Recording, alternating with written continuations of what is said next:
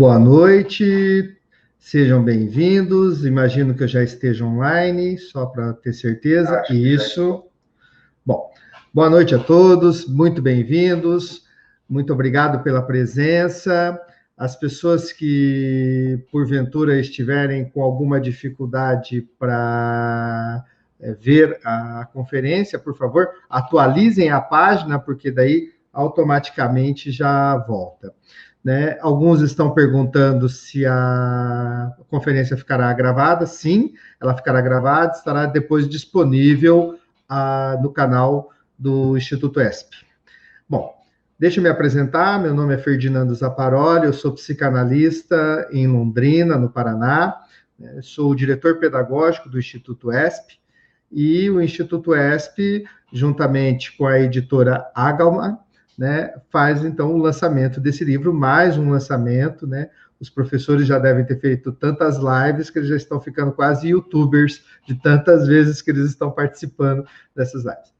Bom, nós temos algumas informações importantes a vocês, mais ou menos no meio da live, um pouquinho perto do final, nós faremos o sorteio desse livro aqui, que é justamente o livro que faz parte dessa conferência, né? A vivência da morte e do luto na infância e na adolescência, recortes psicanalíticos. Então, por favor, fiquem atentos, lembrando que só recebe o livro quem estiver participando da conferência, vai ter que se identificar aqui pelo chat na hora que for o sorteio.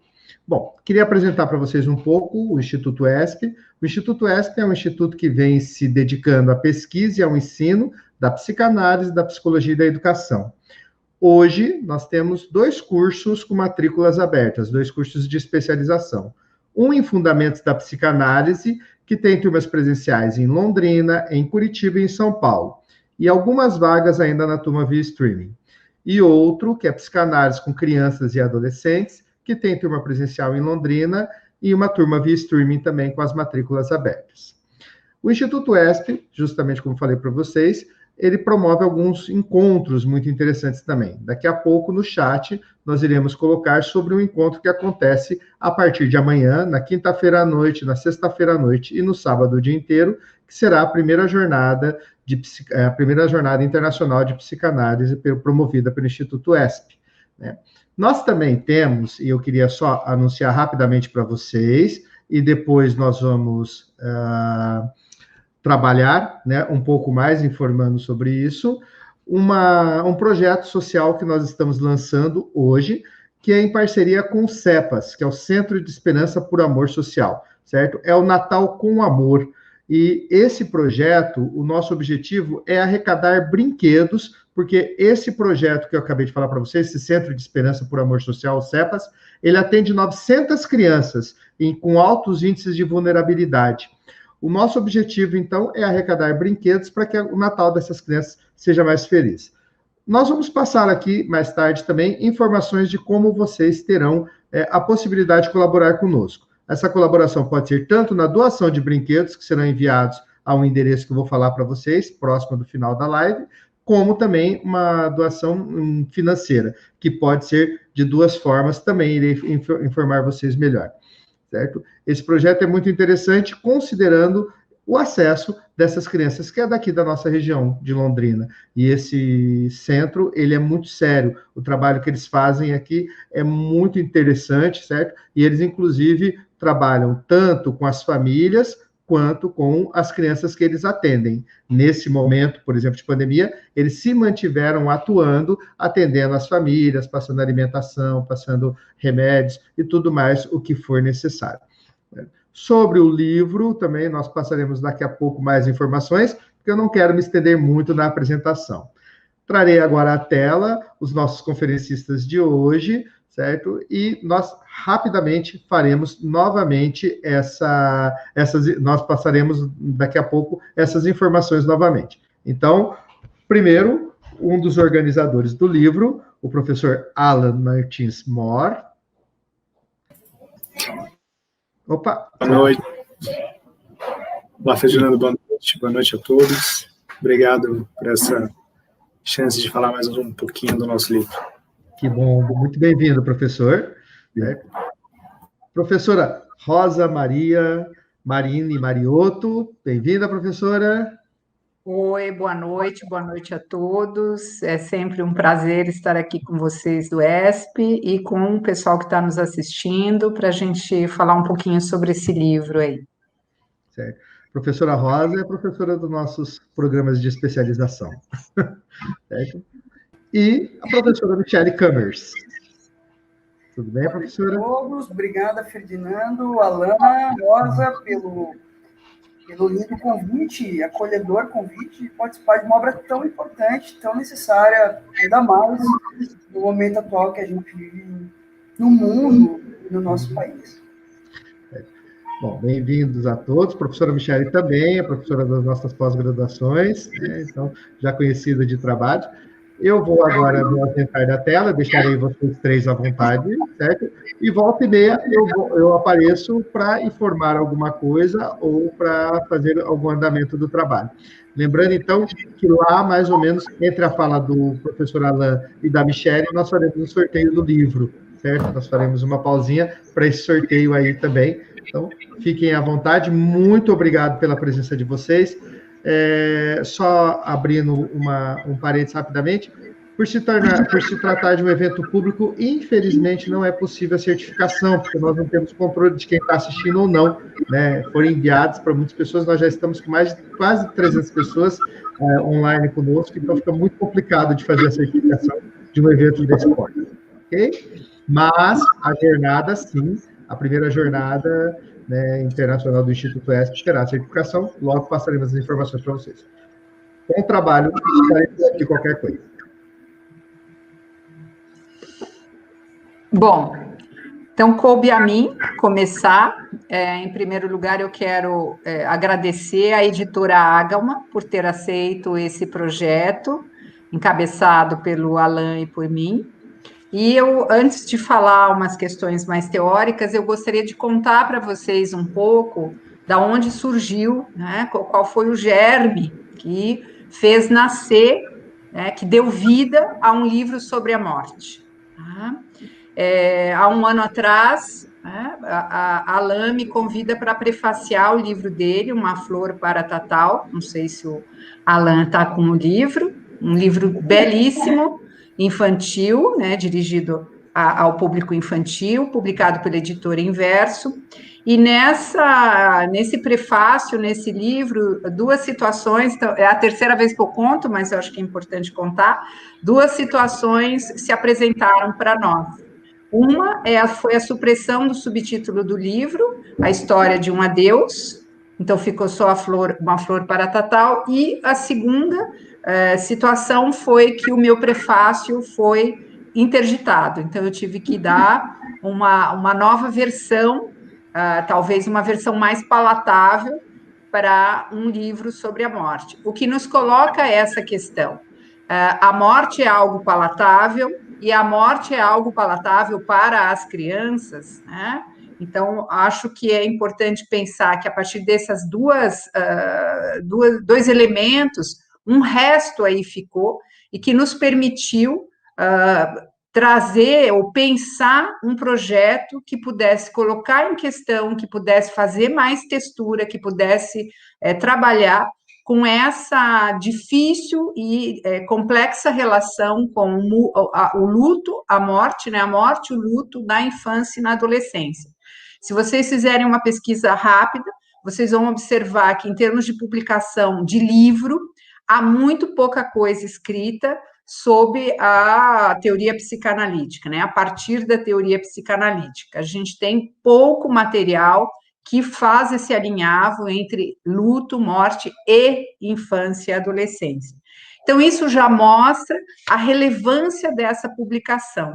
Um outro aspecto também é o fato dessa publicação estar sendo lançada num momento tão complicado das nossas vidas, da existência. E é algo que eu coloco no prefácio, né? Nós estamos vivendo esse momento da pandemia. O nosso livro foi começado a ser pensado antes da pandemia, mas ele é lançado nesse momento, né, tão difícil, e as crianças são aquelas que mais estão sendo impactadas pela morte. Por quê? Como elas são pouco infectadas, elas são impactadas pelos seus adultos que vêm a falecer, pelos adultos do seu entorno, pelos adultos da sua família, pelos adultos do mundo. Então, acho que esse é um importante tema que acaba, né, se colocando, se impondo como imperativo para se pensar, tá? Acho que é um ponto. Eu gostaria de começar com uma frase. Cada vez que a gente vai lançando, a gente vai revisitando a nós mesmos, né, em relação à questão da morte. Quando eu era criança, a minha leitura era O Sítio do Pica-Pau Amarelo. Eu lia, eu não via, né, na televisão, eu lia. E tem uma frase da Emília, que ela se dirige ao Visconde de Sabugosa, num dos livros, que é Memórias de Emília, que ela diz assim: a vida, senhor Visconde, é um pisca-pisca. A gente nasce, isso é, começa a piscar. Quem para de piscar, chegou ao fim, morreu. Piscar é abrir e fechar os olhos. Viver é isso. É um dorme e acorda, até que dorme e não acorda mais. Então, a gente revisita, né? E é algo interessante porque eu coloco no meu trabalho essa ideia de que todos nós, diante da morte, estamos numa posição infantil. Então, trabalhar essa questão da morte também nos recolocou diante das nossas experiências. Todos nós aqui, de algum modo, com pandemia ou não, estamos aí infectados pela morte, porque ela faz parte da nossa existência. Eu gostaria de falar um pouco sobre o livro também, de modo geral, né? Esse aqui, que a Michelle ainda não tem, né? Mas é um livro que ele se coloca em duas partes, né? Então, sobre lutos e lutas particulares, e a segunda parte sobre a morte e esperança organizadora de vidas, né? Então, é algo, os próprios títulos, né, o nome que foi dado a esses temas, mostra que falar de morte é falar da vida, é esse contraponto que nós pretendemos fazer. Então, todos os capítulos, todos os artigos nos apresentam essa discussão. Tá? Bem, é a prática cotidiana com crianças que me levou a constatar uma certa liberdade, uma certa autenticidade, né, de que uma criança tem para falar sobre a morte. Ela não tem pudor para falar sobre a morte, né? Independente da idade, independente do meio sociocultural. O que está, às vezes, em jogo é o seu tempo constitutivo. Mas o que nos coloca o fato de que, na criança, ela tem muito mais medo de ser abandonada, de estar sozinha, o medo do escuro, do que o medo da morte. Né? Então, compreender o afastamento de uma mãe, de um pai, por exemplo, não, às vezes não traz tanta angústia, né, para crianças pequenas, se elas não puderem trabalhar isso de um modo lúdico. Então, o que eu quero dizer é assim: primeiro, há uma certa equivalência para a criança, né, entre partir e morrer. E outro aspecto é que, se a criança vai se ocupar da morte, ela vai se ocupar de um modo lúdico, ela brinca com a morte, né? Então, é isso que ela faz com a gente, que ela faz nas brincadeiras, nas sessões. Eu te dou um tiro, você morre, mas não é para morrer de verdade, se você não fizer isso, eu te mato. Ou, se você não fizer isso, você morre igual o vizinho que morreu, sei lá por quê, né? Vale lembrar o Freud, nesse momento, que é no capítulo da interpretação dos sonhos, né? O capítulo 5 da interpretação dos sonhos, que se chama Material e Fonte dos Sonhos, na seção O Sonho de Morte, né, de Pessoas Queridas, ele vai insistindo, Freud, nesse texto, né, sobre os desejos de morte que uma criança tem em relação, no caso que ele fala ali, aos irmãos, às irmãs, né? E sobre a facilidade que a criança tem de evocar essas mortes, né? Então, um elemento também que se coloca nessa questão que o Freud coloca aí, é que não se pensa que a representação de morte na criança tenha algo em comum com a nossa representação de morte, nós dos adultos, né? A criança não imagina o horror de uma destruição, ela não imagina o frio de uma cova, de uma tumba, né? Um aterrador fim, né? Que o adulto imagina, e que sempre se apresenta, principalmente na questão dos mitos sobre a morte, né? Então, nós adultos suportamos muito pior a questão da morte do que as crianças, né? Então, o temor à morte, muitas vezes para uma criança, é estranho para ela, é algo estranho para ela, né? E por isso que ela brinca, ela faz troça da morte, né? Tem uma frase, né, num livro da Daniele Brum, que ela coloca assim, que uma criança visitando um museu com a sua mãe, disse assim para a mãe: mamãe, eu te amo tanto que se você morresse, eu mandaria te empalhar e te colocaria no meu quarto para poder te ver o tempo todo, né? Então, é muito diferente da nossa representação, né, de morte. Claro que essa frase, esse comentário que se coloca aí na interpretação dos sonhos, né, mostra também uma outra questão, e que é algo que é uma frase belíssima, né, que Freud coloca, que é: diante da morte do seu pai, uma criança de 10 anos faz a seguinte observação: eu compreendo que meu pai morreu, mas não posso compreender porque ele não volta mais para jantar. Tá?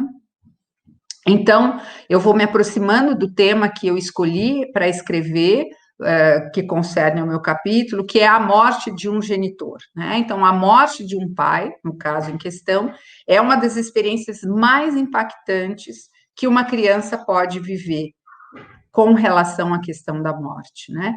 Por quê? Porque com os pais, seja a mãe, seja o pai, morre também uma ilusão narcísica de onipotência infantil, em um momento em que essa ilusão é necessária, né? Então, como uma certa fonte de sustentação, de consistência, tá? Então, essa ausência irreversível, essa ideia do nunca mais, joga a criança, né, com profundo sentimento de desamparo e impotência. Reforço essa questão. O desamparo, a impotência é muito mais avassalador, obrigada, do que a morte em si. Tá? Então, acho que é um ponto importante aí, tá?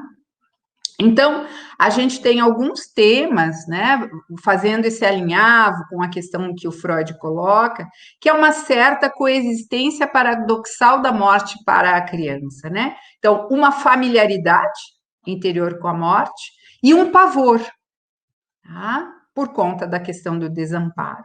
Tá? E por isso que ela vai brincando com isso, né? Ela vai circulando entre essas fronteiras aí, porque de algum modo ela ainda ignora esse sentido do nunca mais, né? Eu estou falando do nunca mais, há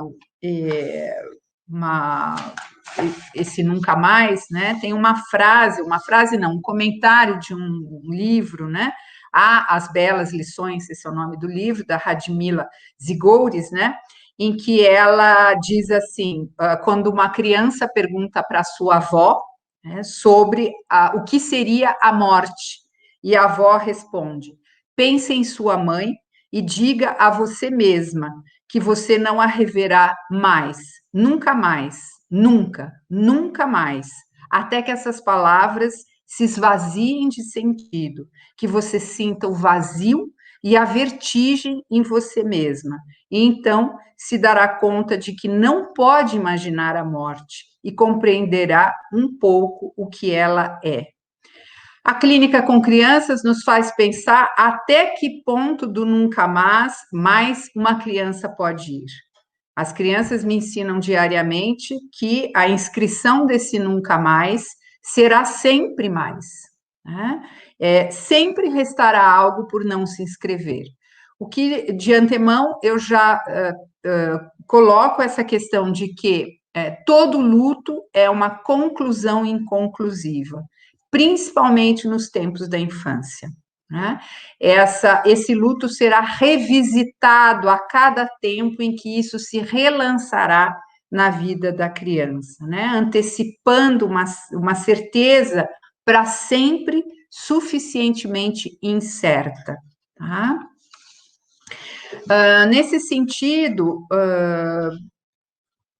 uma outra questão que o Freud coloca em relação à morte das crianças, né, quando ele vai falar sobre morte de irmãos e irmãs, é um texto que Freud fala sobre si mesmo, porque ele havia perdido o irmão, o Július, né, quando ele tinha 10 anos, né, Freud perde esse irmão, e ele diz que a morte na infância tem uma importância determinante para as futuras neuroses. Penso que aí seria interessante refletir o que seria essa importância para as futuras neuroses, e me parece que ela pode ser relevante para as futuras neuroses caso não haja tessitura significante suficiente para que ela construa uma ficção, uma interpretação sobre o encontro com esse real radical. Ou como diz a Leda Bernardino, que prefaciou nosso livro, foi um presente ela ter aceito fazer o prefácio desse livro, ela diz, é o real último, né? A morte é a última morada, é o real último que está à nossa espera, né? Então, o luto, nesse sentido, é uma das vias mais importantes de aproximação da relação da criança com a morte, né? Quer se trate de si mesmo, quer se trate do outro, essa questão do luto é sempre uma parte de si mesma que a criança perde. E isso é interessante porque isso se assemelha ao luto de uma mãe, tá? É uma parte de si mesmo que a criança perde. No trabalho que eu apresento, um caso que eu apresento, é uma criança que perde o seu pai, né? É uma criança de 8 anos, agora já tem 9, que perde o seu pai porque seu pai comete suicídio. E eu vou discutir nesse texto de que, diante do suicídio, a criança precisa... suicídio é morrer 2 vezes para uma criança, porque não só a elaboração da perda, né, do desaparecimento do pai, mas justamente dessa perda de uma ilusão narcísica e a perda de uma posição que o outro encarnado ainda ocupa para essa criança, né? Então, não é apenas o desprendimento progressivo dos laços com o objeto amado, né? Um modo geral da gente definir o luto, mas é um profundo remanejamento da imagem de si e do estatuto da criança. Ela se relança, vai se colocando diante dessa pergunta. Mas, afinal de contas, qual é o meu lugar no desejo do outro? Quando um pai se mata, e há umas cenas relatadas no caso, é o momento em que a criança se pergunta, mas eu não fui causa suficiente de vida? Então, o que é para uma criança ver que o pai, a princípio, morre, mesmo tendo ela como filho, né? Tendo esse garoto como filho. Então, eu não fui suficiente para sustentar um desejo de vida nesse pai, né? E isso faz com que a criança tenha que realmente ela já está num tempo, né, de tentar construir uma resposta diante do o que o outro quer de mim. E isso ainda dá um segundo, né, complexiza esse trabalho. Gente, eu estou falando e não estou marcando tempo, então, por favor, digam aí se 5 minutos? Tá, ok. Então, nesse sentido, essa discussão sobre o caso clínico, né, onde eu relanço essa hipótese de que, diante do suicídio, é como se a criança vivesse 2 mortes, relanço a questão da função do analista, coloco a questão de como se pode trabalhar esse luto a partir de narrativas, então isso se apresenta no texto, se apresenta no caso, como a possibilidade dessa criança fazer as narrativas, tendo o analista como um escriba, né? Ou seja, aquele que ajuda a criança a fazer essa textura, a fazer rede que possa sustentá-la e não jogar no abismo do desamparo, né? E pensar até onde vai o trabalho do psicanalista nessas situações, né? Então, nós analistas, né? Como que é possível a gente encontrar contexto, né? Diante dessas indagações? Nós não saímos ilesos diante de qualquer trabalho analítico, mas me parece que um trabalho analítico que diz respeito ao que foi vivido, apresentado nesse caso, nós saímos ainda menos ilesos, né? Então, o trabalho clínico, né, ele toca o analista em seu cerne, em seu desejo, enquanto desejo do analista, né? Então, nesse sentido, eu gostaria de encerrar, porque eu acho que já deve ter terminado meus 5 minutos, né? Hoje é a Michele que está fazendo a função de superior, normalmente sou eu que faço para ela, né? Primeiro, pensar como que se conta a uma criança aquilo que ela já sabe, como que se compreende a morte, né?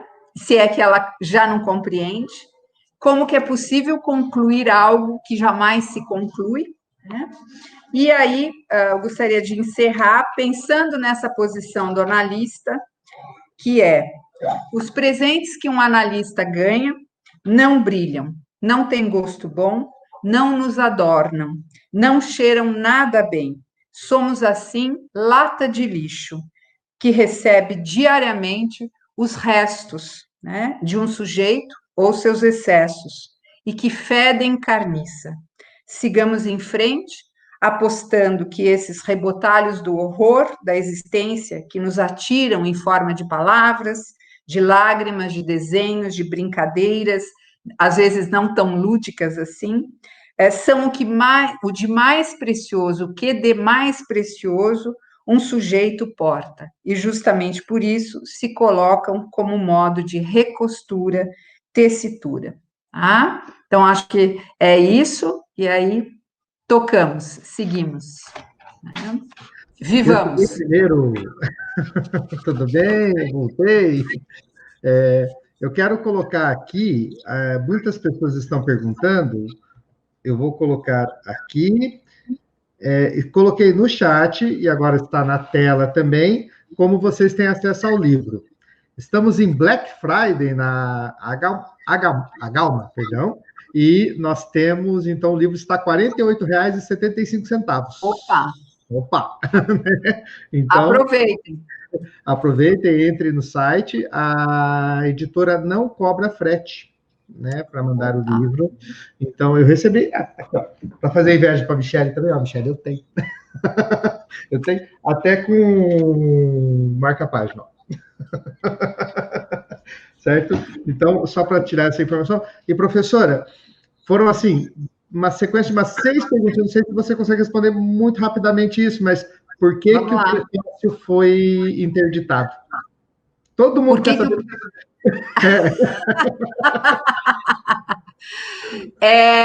Primeiro, acho que talvez o Alan possa retomar isso, Mas quando se pensa num livro sobre a morte para o público infantil, que é o caso, né, do Tatal, se pensa em algo impensável. Então, o meu prefácio, ele tinha uma questão até mesmo teórica, ele era um prefácio longo, ele era um prefácio duro, ele era um prefácio cruel, né?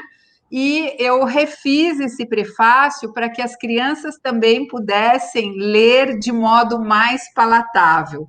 E eu só quero colocar que eu gostei muito do prefácio que eu fiz, né? Mas porque eu disse que o livro do Alain não era um conto de fadas, o livro do Alain era um conto de gentes. Parabéns.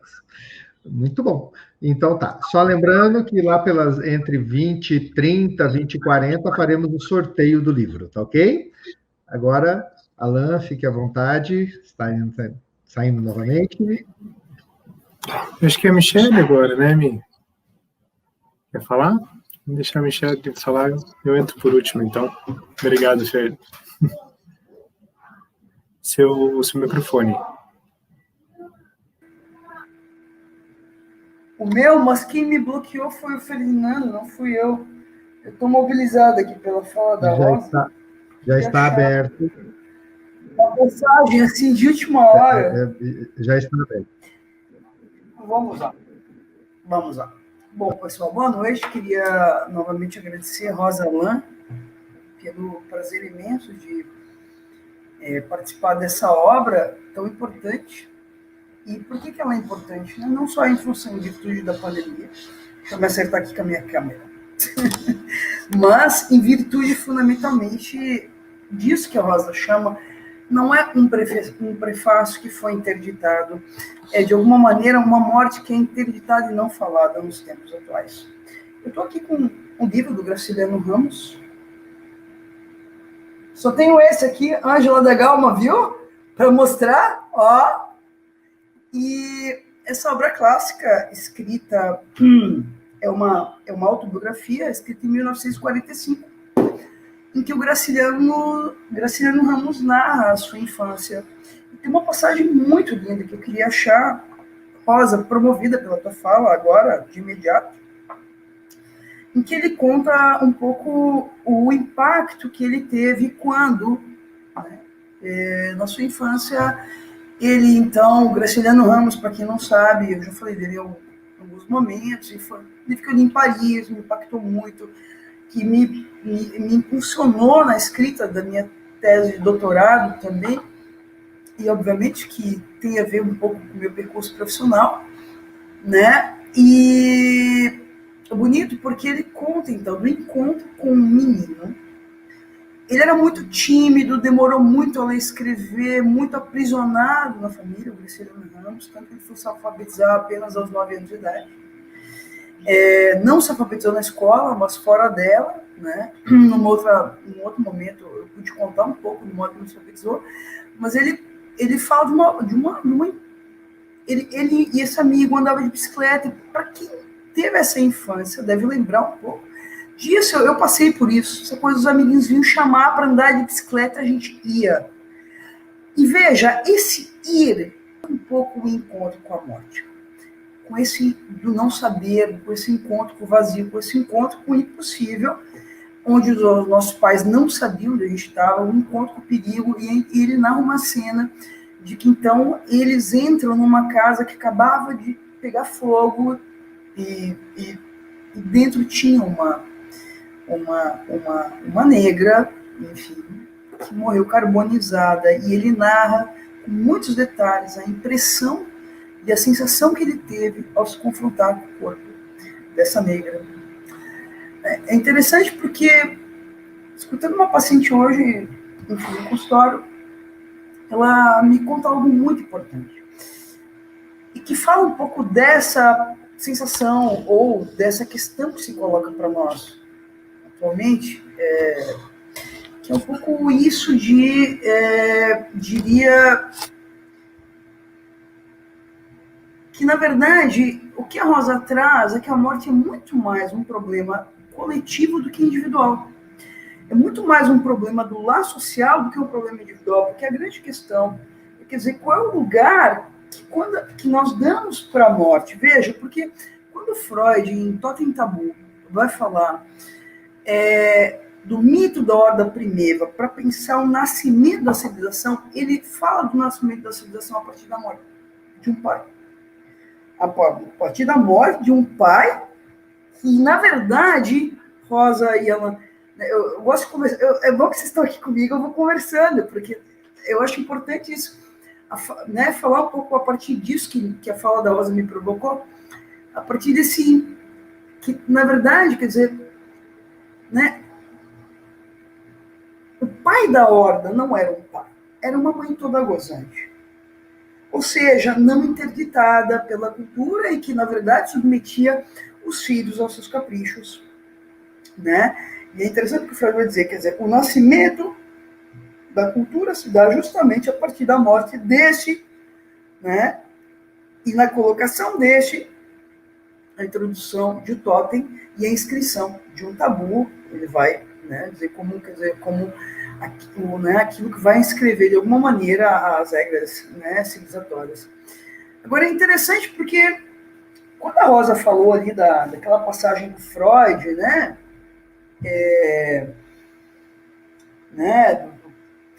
do empalhar a mãe, eu lembrei de uma série muito interessante para quem está assistindo a live, chamada Bates Motel, que é interessantíssima, em que, né, se trata, né, de alguma maneira ligada ao filme do Hitchcock, em que uma mãe e um filho, Norman, a Norma e o Norman, seu filho, tem uma relação de simbiose ali, né, em que não é possível escrever nenhuma perda. Isso é uma coisa importante, porque, na verdade, quando eu falava da paciente que eu escutava hoje, ela me contava disso, de uma certa percepção dela, né, na relação, enfim, com as crianças, à sua volta, e que é um pouco que se passa na cultura de hoje. A questão o tempo inteiro do evitamento de uma perda. E, portanto, é interessante porque quando a gente fala da morte, dessa perda última, como disse a Leda no prefácio do livro, né, quer dizer, a grande pergunta, porque o título do meu artigo, modesta parte, Rosa leu, Alan leu, e foi o artigo mais lido que eu já escrevi na minha vida, certamente, é com quantas mortes se escreve uma vida. Né? Com quantas mortes é preciso ter uma vida. E é interessante porque eu postei hoje no Facebook uma passagem que eu considero muito importante do livro da Michelle Benaim, chamado Amor e Ódio, Ambivalência Materna, tá aqui o livro, em que ela diz assim, né? Quer dizer, é interessante porque, quer dizer, quando a gente fala em luto na infância, a gente não está falando só um luto em relação às perdas da criança. Ou quando a gente fala em luto na adolescência, a gente não está falando de um luto em relação somente às perdas do adolescente, mas de um luto que se passa na família. E aí, tem uma outra, eu tenho muitas coisas para falar, Rosa e Alan, me cortem, por favor, que eu queria retomar uma passagem, Rosita, não faz assim, uma passagem que o Alan trouxe no nosso encontro da semana passada, que ele lembrou de uma coisa importantíssima, que eu queria retomar um pouquinho desde uma perspectiva histórica, que no outro momento da história, ou para quem quer se aprofundar um pouco mais no tema, pegue isso no campo da antropologia, em que em muitas tribos indígenas, ou em algumas regiões de outros países, a morte não consiste, nem a morte, nem o luto consiste em um ritual individual, ou de um trabalho individual, mas um trabalho fundamentalmente coletivo. E eu lembrei de um vídeo que eu passei para os alunos meus, na pós em psicanálise aqui em Blumenau, do Hospital Santa Catarina, que eu coordeno, em que, interessante, né? Quando uma menina entra na puberdade, a questão ali, o trabalho, não é uma responsabilidade dos pais, a aldeia se incumbe da tarefa de resolver esse problema, assim como a questão da morte. a morte não era, ou em alguns lugares, não é tratado, e muito menos o luto, como problema. Mas vamos me dizer, como assim não? Porque quer dizer, como se os rituais inscritos numa determinada cultura, né, consiste aí, eles, de alguma maneira, eles dão sujeito a essa ancoragem. Quer dizer, eu perdi minha mãe, mas é a aldeia que se incumbe da morte dela e que se incumbe do trabalho de lutamento. Quer dizer, é como se eu ali não me sinto tão sozinho nesse trabalho. Né? Quer dizer, eu estou ali fazendo parte desse coletivo que se encarrega de dar... E é muito lindo, porque aí eu lembrei do livro clássico Lacan, O Mito Individual Neurótico, que é um livro muito importante, porque ele vai marcar essa passagem também. Lacan ali nos dá uma pista importantíssima, que é um pouco a passagem, quer dizer, né, de um mito que era coletivo, para um mito que agora passa a ser da ordem do individual. Né? Então, como se agora a morte e o luto passam a ser um trabalho do indivíduo, e ele tem que se virar sozinho, solitariamente, e com um grande desamparo em relação a isso. Tá?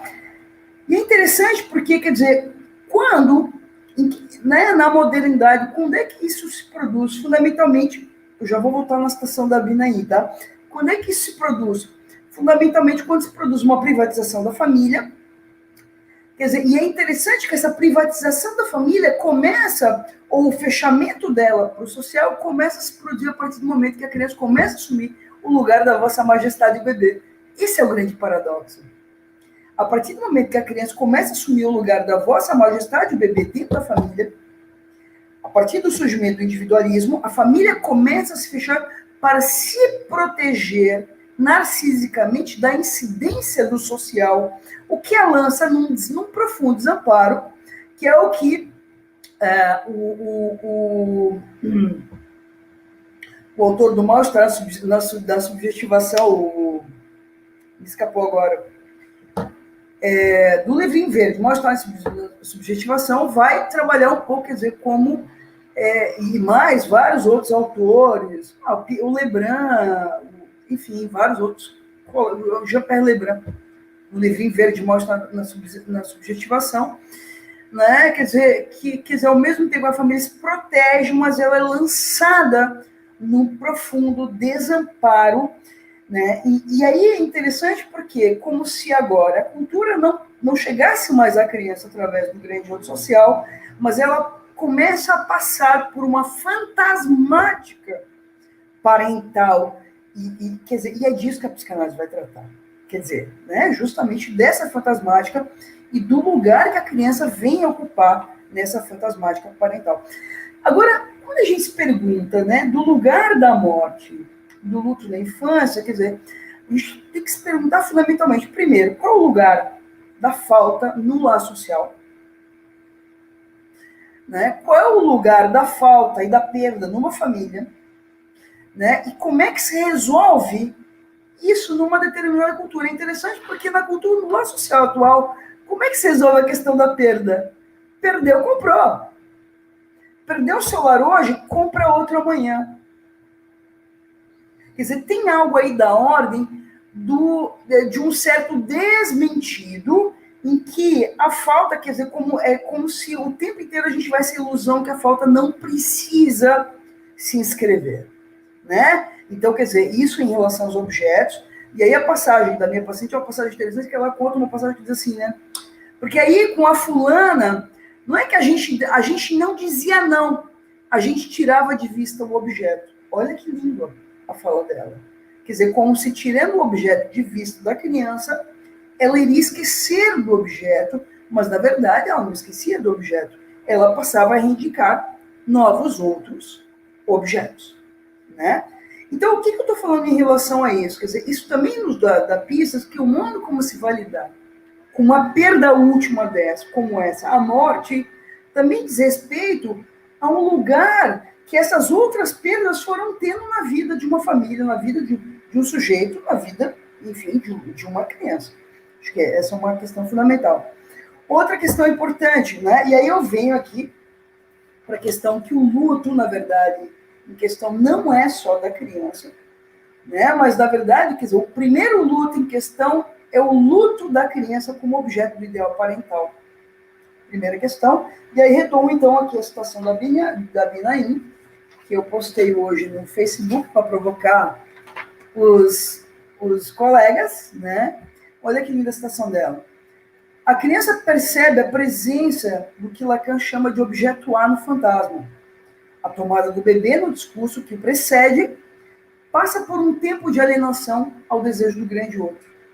Ser um único objeto do desejo desse grande outro, da qual depende absolutamente, introduz imediatamente o ódio no amor.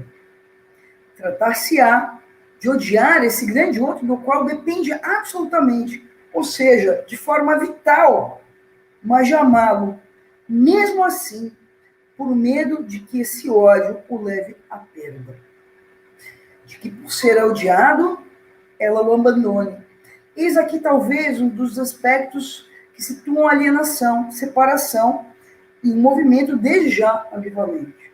Se o bebê se confronta inelutavelmente ao ódio do qual se originam simultaneamente a construção e a perda do objeto, a mãe se confronta de imediato a um movimento ambivalente em eco. Interessante, né? Porque o que eu estou apontando, né, a partir dessa citação, né, da Binaim, né? Que é interessante que, quer dizer, o que está em jogo, né, de alguma maneira, né, na questão que esse livro magistralmente trata, é disso que a Rosa traz, que é de uma maneira, uma certa exclusão da dimensão da morte no campo do discurso e mais fundamentalmente no campo da infância. Como se o viveram felizes para sempre e como essa ideia de completude promovido pelo lugar da criança, como vossa majestade o bebê, fosse, quer dizer, o regente fundamental dessas relações. E a gente vê isso, essa dimensão da morte colocada não só quando, né, a Rosa traz aí um caso, 5 minutos, traz aí, eu vou acabar, hoje eu estou dentro do tempo, tá? Como a Rosa, né, traz, quer dizer, não, isso não aparece só quando uma criança perde uma situação tão dramática como um pai que se mata. Mas quero retomar um pouco, né? No encontro anterior eu falei assim da importância de uma criança poder enterrar suas mamadeiras, os seus bicos, a criança poder também fazer um luto da sua própria infância. Mas é interessante porque, quer dizer, o movimento dos pais hoje parece ser completamente contrário disso. Querer mantê-la constantemente, é como se a criança faz o movimento de enterrar a mamadeira, depois diz assim, vamos brincar mais um pouquinho de mamadeira, porque, na verdade, quem está precisando da mamadeira são eles. Primeira questão. Segunda questão, toca um pouco no que Lacan, no seminário 4, vai falar um pouco, no 4, como no 11, na questão da inscrição dos registros da falta na vida do sujeito. Né? A privação, a frustração e a cassação. Então é interessante porque né, nessa construção que a gente vê, o que acontece hoje, né? Quer dizer, perdeu o lápis de cor vermelho da caixa Faber-Castell, de 12 lápis, o mundo acabou. Né? Quer dizer, então, essa morte, antes de perder um pai, eu queria falar isso muito para as pessoas. Não se trata de pensar somente, a importância desse livro não é só situações dramáticas, para quem trabalha em UTI neonatal. Gente, é na clínica cotidiana hoje. É a paciente de 50 anos que arranha o poste na esquina e parece que ela vai morrer porque não poderia ter arranhado o paralama direito do ladinho ali do poste do lado do farol. Como se aquilo toma uma proporção que invade a vida do sujeito a ponto de pensar assim, não. Quer dizer, é disso que se trata. Quer dizer, quando a morte passa a não estar colocada mais, e o falar sobre a morte, ou seja, falar sobre a perda, sobre isso que nos coloca em privação, ou que priva o outro, Porque disso não se trata só do sujeito, de uma coisa narcísica. É desse outro que eu vejo passar fome na rua. É desse outro que tá com frio. É desse outro semelhante que eu ignoro, mas aquilo retorna para mim. De alguma maneira ou outra, aquilo retorna para mim. Nem que seja pegando a minha Pajero 0 quilômetro, enchendo de criança carente, dando presente para a comunidade inteira. Quer dizer, retorna de alguma maneira. Então, quer dizer, o que eu estou colocando é que essa dimensão da perda, essa dimensão da morte, não é uma questão individual e não pode ser tratada como uma questão individual, mas é uma questão que diz respeito ao laço social, que diz respeito a uma ética e uma posição política de todos nós que estamos na polis. Né? Então, só para finalizar, né, queria apontar, quer dizer, que quanto mais a gente nega essa dimensão da perda, essa dimensão da morte, que faz parte da vida, mais a gente patologiza os efeitos dessa morte ou dessa perda, que ela é inevitável. É isso. A morte é inevitável, perder o lápis de cor da caixinha Faber-Castell é inevitável, arranhar o carro na esquina é inevitável, perder um amor é inevitável. Isso tudo é inevitável. Isso vai se colocar para todos, sempre. A questão é o modo como a gente vai lidar com isso. Mas veja, antes de ser o modo como a gente vai lidar com isso, é o lugar que a gente dá a isso. E me parece que quando a Ana Arendt, no evento Passado e Futuro, vai falar sobre a função política do sujeito, ela está nos apontando aí uma certa direção. Que é tratar disso de um modo político, não estou falando de partidos, nada a ver com isso, mas é tratar disso como sendo um assunto da polis, e não um assuntinho da minha vida privada, não um assuntinho do meu carrinho, da minha bonequinha e da minha caixinha de lápis de cor. Tá bom, gente? Boa noite. Obrigada. Alain? Eis que eu surjo. Eu adoro essas coisas de poder surgir do nada, assim, sabe? É tão legal. Então, duas coisas importantes. A live ficará gravada, né? Ela ficará disponível no canal do Instituto ESP, no canal do YouTube do Instituto ESP. Eu postei aqui, só que foram tantos comentários da Michele, assim, elogiando, Michele, e também seu, Rosa, que acabou subindo lá para cima. Aqui achei. É aqui que vocês vão conseguir encontrar o livro, né? A Michele acabou de citar o capítulo do livro dela, que, confesso, o livro chegou hoje, também me chamou muito a atenção, né? Com quantas mortes se faz uma vida, demorou para eu me voltar. Posso falar uma coisa rapidinho? Uhum. Que é interessante, que é um tema que vem me ocupando já, desde já do mestrado. Sim. É muito interessante, porque para quem tem acompanhado esses meus ensaios de poeta nas internets, tem um pouco a ver com isso. Quer dizer, né, que é isso para se ter uma vida. Quer dizer, quantas mortes são necessárias para se ter uma vida? Essa é a questão. Né? E me parece que a poesia, a arte, aí, ela nos ajuda um pouco a botar em palavras isso que a Rosa fala do horror. Vai lá, Fê. Desculpe. Exatamente, que isso, perfeito. Agradeço, inclusive. Então, agora, durante a fala do professor Alain, nós vamos fazer o sorteio do livro, nós vamos postar no chat, né? Aqui do lado, quem sorteou, e assim que o Alain acabar de falar, eu chamo a pessoa e a pessoa tem que se identificar. Estou aqui. Aí receberá o livro, depois a gente entra em contato, certo? E também gostaria mais, aproveitando só um segundinho, de convidá-los a visitar o nosso site do Instituto ESP, para que vocês conheçam todas as nossas atividades, nossas novidades, né, os nossos cursos, todos os eventos que nós estamos aí lançando. E depois que terminar essa live, eu terei uns minutinhos para falar sobre um projeto muito especial que nós estamos desenvolvendo, um projeto social. Eu gostaria, então, de passar agora a palavra ao professor Alain e desapareço novamente, daqui a pouco surjo de novo.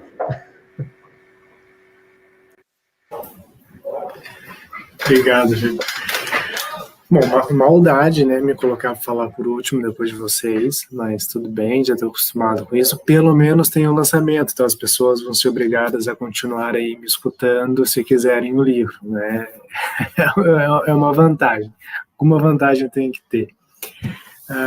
Mas acho que antes de começar a falar um pouquinho sobre o meu capítulo, acho que isso que tanto a Rosa quanto a Michelle traz me convocaram a pensar algumas coisas, e principalmente nessa morte, e como a gente coloca morte, e a gente vai significando um monte de coisa com o nome morte, né? Então, a perda do lápis que a Michelle traz, ou viveram felizes para sempre, que sempre começa com uma morte, né? Eu acho isso muito interessante. Peguem as histórias infantis. Se não tem alguém morto de antemão, não é uma boa história infantil. Né? Os Três Porquinhos, o pai virou salsicha há muito tempo. Né? A Branca de Neve, a mãe some. Cinderela também tem morte na jogada. Precisa ter uma morte que valide a história. Né? E aí eu penso tantas vezes que aparece a ideia de duas mortes, no entre duas mortes, seja na filosofia, seja no próprio ensino de Lacan, por exemplo. Né? É muito interessante quando Schopenhauer vai falar das duas mortes e desse tempo anterior à nossa existência, onde nós não existimos, portanto éramos mortos, e esse tempo depois da nossa experiência, que nós estaremos mortos. Né? E eles questionam por que eu me angustio tanto com a segunda e não com a primeira. Ninguém fica pesaroso porque antes, lá em 1800, aconteceu alguma coisa que você não estava presente. Né? Todo mundo fica muito mal em saber que não vai estar presente daqui a uns 100 anos, mas, né? Então ele coloca essas questões. Muito interessante isso, então, das duas mortes e como ela aparece em Lacan, principalmente, né? Que é o que eu tenho um pouco trabalhado no meu capítulo a partir de um problema bem específico, que é o problema da eutanásia. Né? Lacan vai surgir com a questão das duas mortes lá no Seminário 7, quando ele fala da primeira e da segunda morte. Né? A primeira morte é a morte do corpo, né? A morte orgânica, quando você deixa de respirar, ou quando você fecha os olhos e não abre mais. Né? E a segunda morte é a ausência da sua existência na cadeia significante. Né? Mas tem também um outro aspecto, uma outra leitura dessa dupla morte, que é pensar a morte como causa da existência, né? E causa da existência eu estou pensando aqui como uma morte enquanto um entendimento necessário de que para existir algo precisa estar de antemão dada a promessa da morte. Então a morte é uma promessa. Né? Lacan diz isso em 72 lá em Louvain, né? A morte não é real, a morte é da ordem de uma promessa, diz ele. E vocês estão certos em acreditar nela, porque se não acreditassem que um dia vocês iam morrer, como que vocês iam suportar a estúpida existência que vocês levam? Porque afinal das contas, toda existência é estúpida. A gente bate carro, a gente perde o livro, a gente perde a live, a gente... né, da ordem de uma estupidez isso. Então essa morte como promessa. Né? E como esperança, e Rosa e eu, a gente fala um pouco disso na contracapa do livro, né? A morte é uma esperança, né?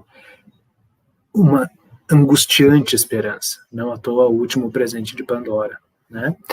Então, e aí a morte aparece também de diversas maneiras na própria psicanálise, né? A ideia da esperança, a ideia da liberdade última, né? Eu quero dizer que a última liberdade é a liberdade de morrer, né? E é com isso que eu inicio o meu texto e até como eu nomeio o meu capítulo no livro, né? Que finaliza o livro, né? O meu capítulo teve a honra de finalizar essa obra e o título dele é justamente A Liberdade de Morrer, um ensaio sobre eutanásia infantil, né? E de pensar esse tema da morte para além da faticidade, né, se essa palavra existe, mas enfim, para além do fato de que eu estou andando na rua e morro, né, enfim, pode acontecer com qualquer um, mas para pensar isso que é da possibilidade de um pedido pela morte, né, da possibilidade de uma tentativa de tomar a morte para si, e se a gente puder usar essa palavra, se responsabilizar pela própria morte, né. É isso que faz Freud em 1939. Né? Freud morre, quem não sabe, eutanasiado. Né? em 29, 10 anos antes da morte, quando ele conhece Shur, que é o médico particular dele, ele pede a Shur, né, que quando chegasse a hora ele não deixasse Freud sofrer desnecessariamente, né? Em 39, depois de N questões, Freud de fato pede a Shur pela eutanásia, né? E Shur cumpre essa promessa, né? E com doses, não é, de uma medicação, enfim, Freud é eutanasiado em 39, né? E Freud diz isso quando pega o rumo dele para a Inglaterra, né? Ele diz: eu vou para a Inglaterra para morrer em liberdade, né? Justamente para ter a liberdade de morrer, né? Bem interessante, então, a gente pensar a própria história da psicanálise vinculada à história da eutanásia, e que é um vínculo que dificilmente aparece, ou que pouco se fala, né? Se a morte é um tabu, pensa a questão da eutanásia, e mais ainda, pensa a questão da eutanásia na infância, né? Então, como poder cogitar essas questões, como poder pensar numa criança com a capacidade de pedir pela própria morte, né? A gente escutou Rosa, a gente escutou Michele falando dessas crianças com todas as questões que ela tem em relação a o que é a morte, o que é esse nunca mais. De fato, tenho condição de dizer que eu sei o que é a morte, né? Se um adulto já tem lá suas questões, pensa numa criança, né? Então, antes, né, na abertura ali do meu capítulo, eu coloco essas questões, assim, né? O que é então a eutanásia, né? O que significa eutanásia, né? E eu entendo que, para além da boa morte, como ela é normalmente colocada, ela é de fato uma verdadeira morte, justamente pegando a palavra eu e Thanatos, né? Eu, se vocês lembrarem do ensino fundamental e médio, quando vocês tiveram células, né? As células eucariontes, né? As células eucariontes eram aquelas que tinham um núcleo verdadeiro, por isso eu e carioteca, né?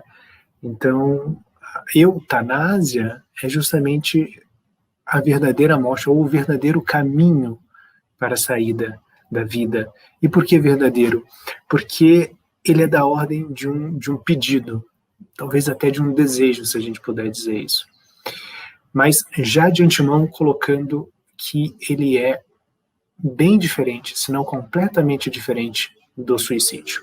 Tá? Então, a distinção entre suicídio e eutanásia também é algo que eu vou trabalhar nesse capítulo, para que a gente não escute, né, quem trabalha com essas discussões, né, de eutanásia, suicídio assistido, normalmente escuta, mas você então é a favor do suicídio, você é a favor da morte, de que qualquer um pode ir lá se matar, enfim, e não é bem assim, né? Principalmente nos países que têm legislação de suicídio assistido e de eutanásia, existem critérios importantes e distinções importantes também, para que alguém possa pedir a eutanásia, né? Então, eu trabalho um pouco isso. E aí eu seleciono um país, né? Eu seleciono uma legislação, que é a legislação belga de 2014, e que ela vai colocar na verdade, a eutanásia na Bélgica ela é autorizada desde 2002, mas em 2014 ela tem uma retificação para tirar o limite de idade, né? E ao fazer isso, ela vai colocar alguns critérios, né, entre outros os que eu acho mais importantes de se pensar para poder discutir a possibilidade de uma criança ser eutanasiada, é a questão da capacidade de discernimento, ou seja, essa criança, esse menor, precisa ter garantido uma capacidade de discernimento, né, ou seja, ser racional, ter razão, né, estar apto a fazer esse pedido. Esse pedido não pode sofrer uma pressão exterior e esse paciente, essa pessoa, precisa estar num nível de sofrimento físico constante, um sofrimento de uma doença que leva à morte em curto espaço de tempo, que é uma doença grave e incurável. Então não é qualquer um que pode chegar lá e pedir a eutanásia, entende? Eu acho que essa é uma distinção bem importante. E aí a gente precisa discutir, então, né, com o arcabouço psicanalítico, o que a gente entende por racionalidade? O que a gente entende por capacidade de discernimento? Uma criança é racional? Uma criança tem discernimento suficiente do que é a morte? Né? Ou, por isso que a Rosa tá trazendo para a gente, né? Ela entende o que é a morte, ou a morte para ela é da ordem do lúdico, de uma brincadeira, de um morre, mas não muito, depois você vive de novo. Então, ela consegue entender o que é esse nunca mais? São problemas importantíssimos para a gente pensar, não só a eutanásia em si, mas como que uma criança vive e compreende isso que é da ordem da morte, seja do outro, seja de si mesma, né? O que também vai entrar aí nas discussões e nos capítulos que falam sobre as crianças em UTI, né, em estados paliativos. Né? Então aí a gente vai entrar com o problema da razão. Outro problema é essa impossibilidade de pressão externa, né?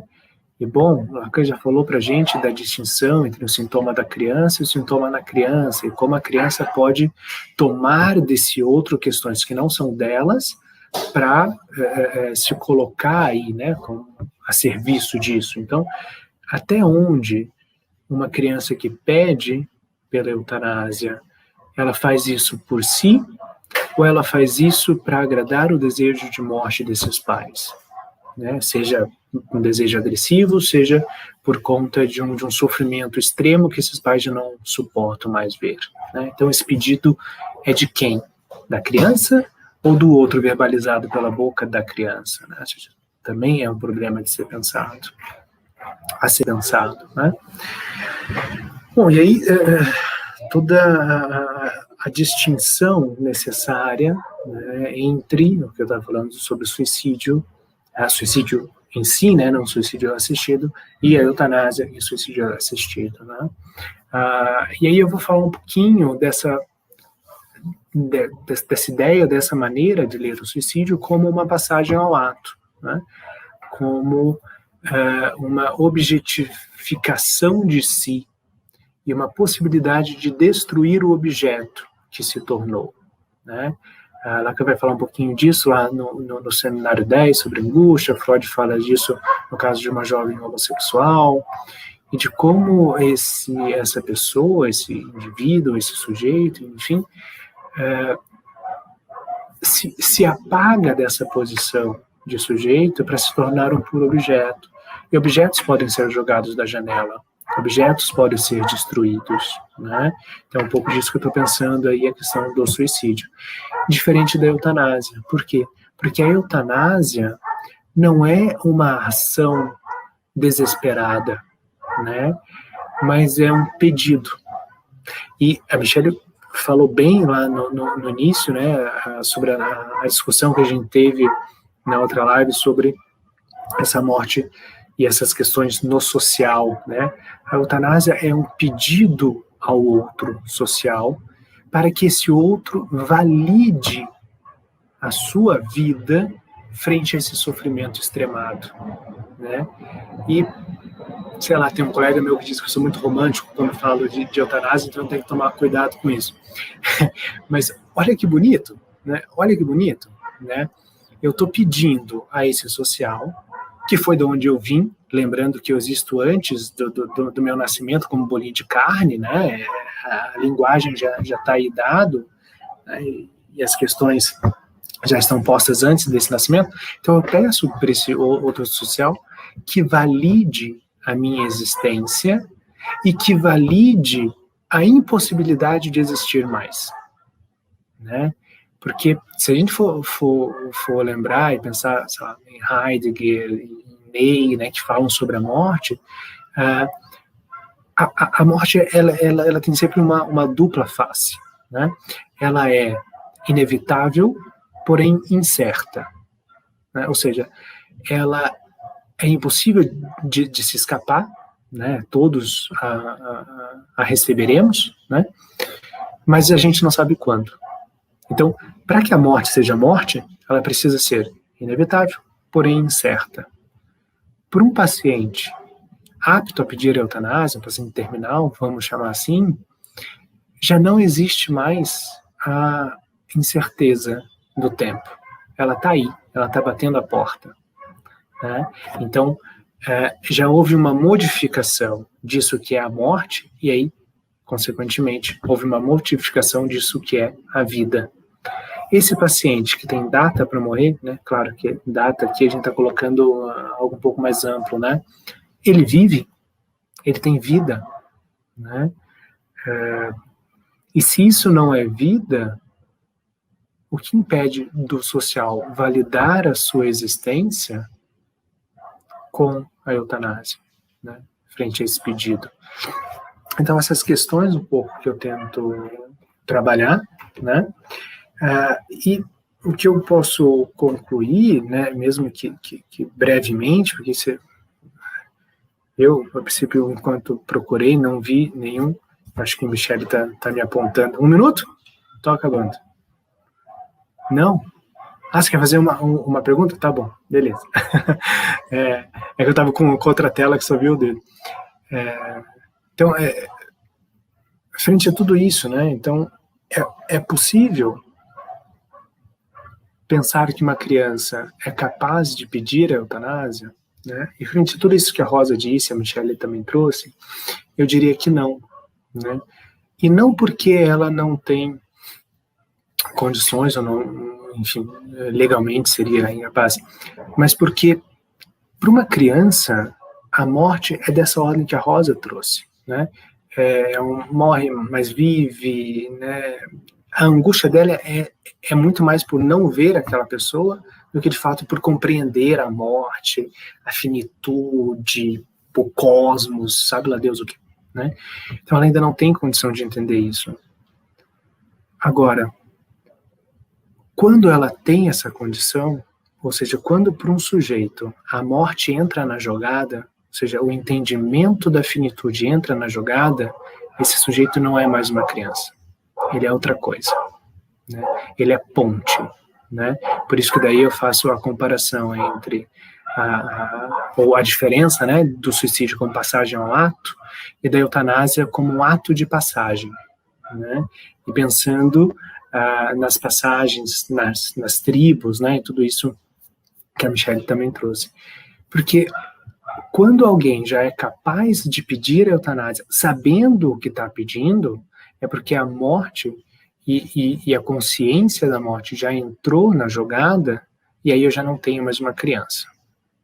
Eu tenho outra coisa, talvez um adolescente, um adulto, sei lá o nome que a gente for dar, mas uma criança não. Então, a eutanásia infantil, nesse sentido, é impossível. Não porque uma criança não possa pedir, mas porque quando a morte entra, já não temos mais uma criança aí. Né? Então é tudo isso, ou um pouco isso, que eu estou discutindo nesse capítulo, e que eu queria deixar aí para a gente também pensar. Bom? Obrigado. Acho que você me fala, Michele está com o dedinho levantado. O Ferdinando já entrou também. Mas fala, seu microfone, Michele. Que bom, Ferdinando. Eu estou aqui me coçando, passando mal. Alain, eu acho tão lindas as questões que tu traz. Assim, no sentido assim, porque é muito novo essa discussão sobre eutanásia. Rosa está de acordo, né, Rosita? É muito novo, super novo, super ousado, tá? Ousado, é inusitado. Quero te parabenizar por isso. Não tinha ainda conhecimento de um trabalho assim que discutia essas questões. Assim, então, eu queria aproveitá-la e trazer um ponto importante, porque assim, sei que no encontro passado tu já marcou bem a diferença entre a passagem ao ato e o ato de passagem, certo? Mas veja, mas há de alguma maneira, retomando o que a Rosa trouxe, o que eu trouxe, sobre essa criança colocada como objeto de gozo do outro, tá? E aí vamos aprofundar e discutir um pouco mais um tema, a criança tomada como objeto de gozo da medicina, da educação, da psiquiatria e do discurso especializado, certo? Quando essa criança tem um diagnóstico, a coisa piora muito, mas radicalmente, assim, 1 milhão de vezes, porque aí, quer dizer, aí mesmo é quase como ela se torna, de fato, um objeto de gosto do outro. Quer dizer, é como se ela perdesse completamente a sua condição psíquica, a sua condição subjetiva. Né? E aí, nisso, acho que é importante marcar que também o suicídio, eu já vou te lançar a pergunta, eu quero só fazer um meandro, né, Rosita, é para ti também, tá? É para ti também, pessoal. O meandro aí, quem tá falando? Sei, tá dando eco. O meandro aí, não, é que quando eu estava ligado o microfone, estava pegando o seu som e no computador do outro também, ao mesmo tempo. Ah, tá. Né? O meandro aí é que também a gente poderia tomar. Veja, o quanto o livro é importante, tá? Eu tomando uma questão anterior, porque o livro é importante porque ele traz uma discussão sobre a morte, mas não é sobre uma morte que se coloca. Alan, tu traz uma questão importante, uma morte que ela é desejada, porque o sujeito não suporta mais. Tá? E aí eu acho que é importante, porque, veja, Setembro Amarelo, discurso sobre suicídio, não sei o quê, mas a gente não trata da questão. A gente faz propaganda, a gente faz não sei o quê, mas assim, veja, no dia a dia não é um assunto tratado a sério. Que é o quê? A objetificação e as nossas crianças e adolescentes colocadas no lugar de gosto do outro. Isso não é tratado de uma maneira séria. Dentro das famílias não é tratado, e aí vem a grande surpresa. Se matou! Gente, estava morrendo há muitos anos. Às vezes já estava morto há muitos anos. Sabe qual é a impressão que eu tenho? É a situação do Nardoni, já te deixo falando. Que me causa uma revolta, assim, tudo. O Mário Eduardo, na minha tese de doutorado, falou assim, é das paixões, eu sou das paixões. Porque eu trato do assunto com paixão. Veja, me parece que é algo muito urgente. Isso que tu traz, Alain, que é um pouco disso. Quer dizer, quando a vida não é suportável, o único caminho que resta ao sujeito é desejar morrer. E aí eu acho que o livro ele é pontualíssimo, não só por conta da pandemia, mas assim, né? Acho que tem algo que o livro anuncia, que a tua discussão traz também, que é o seguinte, o cara vinha há muitos anos querendo morrer. Quando ele vai lá e faz a passagem ao ato, é um detalhe da história, mas talvez ele já vinha pedindo ajuda há muito tempo e ele não era escutado. E não era escutado por quê? Não toca no assunto, vamos medicar, vamos dar um remédio para ele, vamos... Quer dizer, como se isso nunca foi tratado e dado. Quer dizer, é quase como um sujeito mantido num cárcere privado dentro da família, quase uma situação de constância numa posição de café com leite. Vai, Rosita! Fer, falar? Rosa. Isso. Ah, bom, o Alan também vai falar, mas talvez eu fale mais rápido, né? Você fez um comentário de que a morte não é tratada de maneira séria, principalmente em relação às crianças.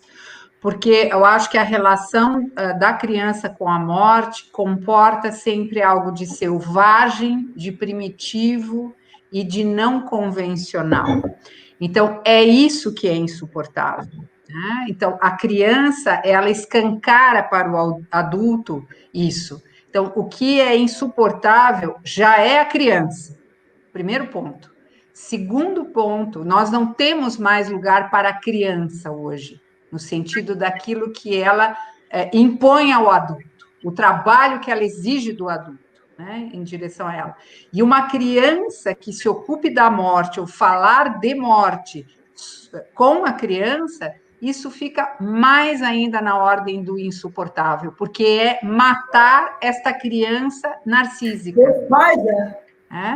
É trazer isso, é trazer a nossa miséria existencial, é trazer a criança numa posição significante e a criança costurada com a questão da morte. Alan, acho que a pergunta é mais dirigida a você também. Eu acho que é bem isso.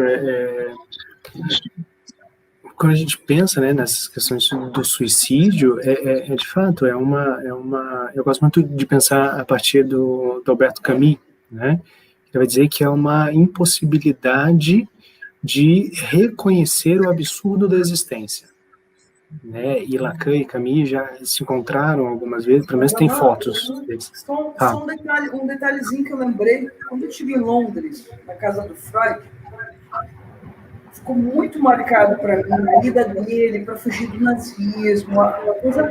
Ele foi também para a da morte, né? E ele vai, né? Ainda bem queimar, ainda bem. É o meu, desculpa, passou um avião. Ainda bem que queimaram os meus livros e não queimaram a mim, se referindo à Idade Média, no período anterior. Mas é muito lindo, porque, veja, quem conhece ou conheceu a Casa de Londres do Freud, é uma casa que ela é interessante, porque é uma casa com muita vida, né? Então, quer dizer, é interessante porque ele vai para lá para se dar uma outra morte, que eu acho que aí tu toca num ponto lindíssimo, para se dar uma outra morte, que não é essa morte miserável de um outro que me devora, de um outro que me assassina. É para morrer em liberdade, e não pela mão do outro. Apesar de ele ter morrido pela mão do outro. Mas a partir de um pedido. Uma demanda dele. De um pedido de validar a existência, porque a partir dali ele diz, não tem mais existência. Claro, porque o cara ali, matando ele, reconhece ele como sujeito. É. Que lindo porque, isso. Porque, afinal, né, se Sócrates era mortal, a princípio nós também somos. Alain, incrível teu tema. Super. Muito bom. Muito bom. Acho que a Virginia quer falar. Bom. Rosa, quer falar também? Só gostaria de terminar, porque eu acho que ficou claro para quem nos acompanhou até aqui o quanto que nós fazemos essa torção quase que moebiana entre vida e morte. E aí eu queria terminar com a minha dedicatória para o livro, né? A quem eu dedico? Eu dedico à vida. Então eu escrevo, então viva. Viva um dia nublado, viva um pneu furado, viva uma briga ridícula, viva um mar revolto, viva um coração partido, viva a morte que chega, viva os que já se foram, viva a vida, que a cada dia te sopra no ouvido, vai. E eu queria só acrescentar uma coisa na dedicatória da Rosa, que o que produz a morte é justamente o não querer perder. Que o que conduz a vida é a possibilidade da perda. Isso nos produz um encontro com a vida, porque quando a gente não quer perder, isso tem um nome, toxicomania, que a gente se intoxica, e é isso, não pode ter pneu furado, não pode ter desencontro, não pode ter beijo errado, não pode ter nada. É isso que eu estava falando da morte como causa. Né? Gente, é isso que a Vé faz quando chama Adão e Eva e diz, tá vendo essa maçã? Se você comer, vocês vão morrer. Beleza, tamo junto, irmão. Tamo junto. Né? Ou seja, a morte instala a vida subjetiva, a existência. Claro, né? Isso. Mas, bom, queria agradecer por final, né? Em nome do Alain, da Rosa, Ferdinando, obrigado, Esper. Mas acho que ele vai fazer o lançamento, cadê ele? Ele vai fazer o lançamento ainda. Não, sim, mas ele finaliza agora, né? Só agradecer. A gente vai poder falar ainda, só queria agradecer. Mas pode sim, lógico. Ah, vai, Fer, vai. Vamos lá. Foi incrível. Vou fazer rapidamente aqui. Chega. Rosa! Eu, em nome do Instituto ESP, né, agradeço muito, mais uma vez, a editora Alma, que nos cedeu, né, esse espaço para que vocês pudessem falar tão brilhantemente sobre esse tema. Existem, assim, tantos elogios que seriam impossíveis de eu relatar todos. E só para a gente tentar aqui localizar, Bruno Alves está conosco aqui ainda? Pelo jeito, não. Vamos ser rápidos, então. Aí eu tenho, como eu só tenho o nome do Instagram, o próximo seria Fer, com 2 R's, Simão. Também, pelo jeito, não.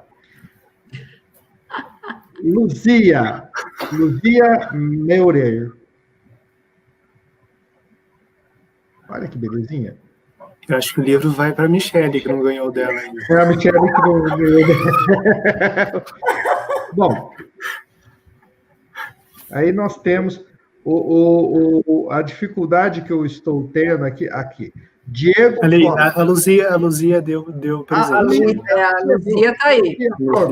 Luzia, entre em contato conosco pelo Instagram, tá? Que daí nós fazemos agora o resto da... Pode falar, Rosa, por favor. Eu só tenho uma pergunta que fizeram aqui. Fizeram, e é rapidinho. Estão me perguntando se tem um curso sobre o assunto. Vai ter um curso a partir da semana que vem. Acessem Estante Psicanalítica. Eu vou dar um curso sobre esse tema, ok? Estante Psicanalítica. Estante Psicanalítica, eu já estou inscrito. Ela não convidou eu e Elan não vamos estar, vai estar só a Rosa. É porque hashtag chateado. Ela queria falar. Perdeu o bebê. Lida com a falta. Lida com a falta, exatamente. Luzia, por favor, entre em contato conosco, tá? Para que a gente possa fazer, então, o sorteio. Fernanda, também, por favor, entre em contato conosco lá pelo Instagram do ESP. Como eu falei muito rápido 2 nomes, nem que eu tenha que pagar um outro livro, as 2 receberão, tá bom? Tá na Black Friday. Isso. Ó, eu tiro do ESP. Outra coisa, gostaria mais uma vez de convidar todos vocês a participarem, certo? Eu sei que agora não é o momento, então eu não vou me prolongar muito nisso, mas nós estamos com um projeto muito bom, muito bonito sobre para o Natal, né? Natal com Amor, que envolve uma instituição muito grande aqui de Londrina, chamada CEPAS, Centro de Esperança por Amor Social. Ela atende 900 crianças, está fazendo um projeto excelente para entregar brinquedos, etc. Quem puder colaborar conosco, por favor, entre em contato conosco pelas nossas redes sociais, pelo site, pelo WhatsApp, Instagram, nós estamos aí à disposição de vocês para que vocês possam colaborar, e por lá nós explicamos o que seria possível, certo? E a outra... Não, senhores, pode começar a parar de aparecer aí, que agora os colegas começam a ligar, né? Você não foi sorteado. Daqui a pouco eu vou ter que deixar meu salário do ESP inteiro para... E eu já coloquei aqui, mas volto a repetir, né? O site para que vocês possam ter contato com o livro é esse aqui, certo? Que eu vou colocar na tela agora. Nossa Senhora, aqui. Já apareceu outro. O livro é meu, o Thiago Bruno está reclamando aqui, certo? O livro está em promoção por conta da sexta-feira da Black Friday, então aproveitem, R$ 48,75. Comprem bastante, que daí eu vou tentar negociar com a Galma para conseguir mais um, pelo menos, para não ter que pagar, certo? Agora, se vocês quiserem se despedir, mais uma vez, em nome do Instituto ESP, agradeço muito isso. E, sim, a live estará salva no YouTube do Instituto ESP. Amanhã, sem falta, já estará lá para vocês poderem acessar. Quem quiser primeiro? Rosita! Eu?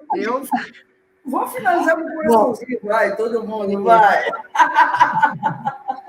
Eu agradeço a oportunidade do ESP, que tem feito essas parcerias, acho que isso é muito importante, justamente para fazer valer a letra psicanalítica, fazer circular a psicanálise no discurso, nas redes, no balanço das redes, mostrando que a psicanálise insiste em tempos, né, de pandemia, de pandemônio, insiste no quê? Insiste na vida, insiste no sujeito, e é disso que a gente se ocupa, né? E gostaria de agradecer Alain pela parceria, pela aposta, né, nessa empreitada aí, Michele, a querida Michele, que já nos conhecemos há algumas décadas, que também sempre topa, né, essas... Melhor não falarmos em data, e que topou também estar conosco nesse projeto. E agradeço vocês todos, eu estou lendo aqui no YouTube, está muito bacana, agradeço a todos, porque é isso é vida, é estarmos aqui falando de um tema tão complexo e que, sim, respondendo a uma pergunta da primeira live que nós fizemos, é possível falar sobre morte com leveza e humor, mas com o rigor que isso exige. É isso. Queria falar uma coisa importante, que várias pessoas, durante a pandemia, me procuraram e disseram assim, nossa, que importante essas lives todas, esses cursos online, que importantes essas coisas todas. E trouxeram algo muito importante, o quanto a relação de muitas pessoas com a psicanálise, até então, que perpassavam por poucos analistas, eram relações que as pessoas consideravam mortíferas. E eu acho que isso que a Rosa traz, né? O UESP tem cumprido uma função muito importante, que é fazer circular a psicanálise, né? Acho que tem algo importante aí, quando diz, nós não somos uma instituição psicanalítica, diz, né? Nós somos um instituto criado para gerenciar cursos de pós-graduação, né? Porque eu acho que, de alguma maneira, isso também produz um certo tensionamento, de uma certa cristalização que a própria psicanálise vinha há algum tempo, e que forçou a todos nós, sem exceção, todos nós analistas tivemos que atender online, e aí todo mundo teve que baixar as calças. Desculpe a expressão. Todo mundo teve que baixar as calças, porque a pandemia se colocou e ela foi para todas, e aí todos nós tivemos que nos rever. E eu acho que é um momento lindíssimo, que a Rosa aponta, que é um momento de vida, de se interrogar, de se indagar, inclusive sobre a própria psicanálise, nos rumos das análises, nos rumos dos estudos, da teoria, né? E eu acho que o UESP cumpriu uma função bem importante nesse período. Ferdinando, Marco Leite, Bruno, sabe? Né? E todas as pessoas do UESP, Karina, cumpriram uma função importantíssima aí, né? Quero parabenizar, porque tiveram a ousadia e a coragem de bancar um troço que até então ninguém tinha bancado, né? Que é bancar um troço online, não sei o quê, né? Obviamente que, né, assim, foi concomitante a pandemia, mas eu acho que tem ali uma função importante, porque, assim, eu tive pessoas que me procuraram, sabe, de outros países para fazer supervisão em função de aulas que eu dei no UESP. Né? Então, acho que tem aí uma coisa muito importante que eu queria parabenizar e agradecer a oportunidade de a gente poder estar falando desse livro tão importante. Pessoal, quem está interessado no livro, não compre pensando em morte, compre pensando em vida, porque é disso que se trata. Alain?